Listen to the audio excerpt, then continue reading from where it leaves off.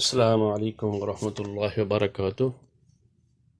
اعوذ باللہ من الشیطان الرجیم، بسم اللہ الرحمن الرحیم۔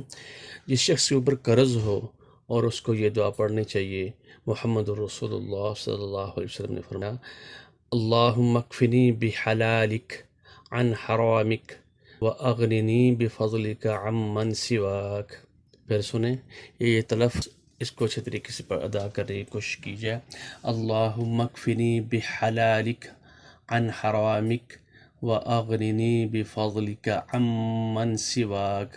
اے اللہ تو مجھے اپنا حلال رزق دے، مجھے کفایت کر دے اپنے حلال رزق سے۔ اللہم اکفنی بحلالک عن حرامک، اور حرام سے مجھے بچائیو۔ واغننی بفضلک، اور اپنے فضل کے ساتھ، اپنے سوا دوسروں سے بے نیاز کر۔ وَأَغْنِنِي بِفَضْلِكَ عَمَّنْ سِوَاكَ۔ بارک اللہ لی وَلَكُمْ وَلِسَائِرِ الْمُسْلِمِينَ۔ السلام علیکم ورحمۃ اللہ وبرکاتہ۔